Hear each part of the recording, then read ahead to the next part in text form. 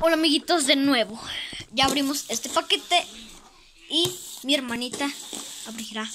Bueno, mi hermana abrirá este paquete. Ábrelo, hermana. Sí.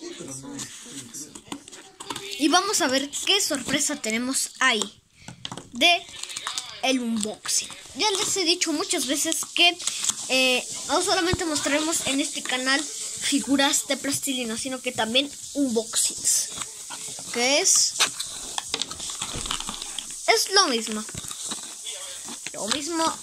que sí, es lo mismo. Si es lo mismo, hermanito. Sí, es lo mismo.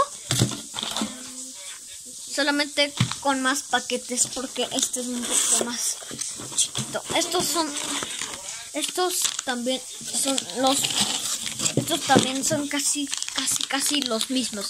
Bueno, amiguitos, espero que les haya gustado este video y no olviden suscribirse a mi canal, porque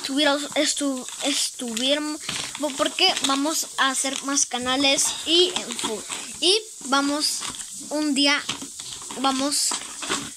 que me lleguen más paquetes. Haremos un unboxing con mi hermanita, con mi hermana.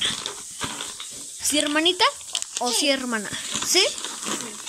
Pero bueno, eso ha sido todo por hoy, amiguitos. No sé, suscriban a mi canal y sean parte de esta comunidad de plastilina. No les mostré este reloj. Y marcan las 8:58. Es de Mickey Mouse, que también me llegó apenas hoy. Yo me lo compré aproximadamente. Y también le compré uno a mi hermanita. A ver, hermanita. Sí. Solamente el mío es rojo y el de ella es rosa. Bueno, muchas gracias, amiguitos, por ver mi video. Adiós.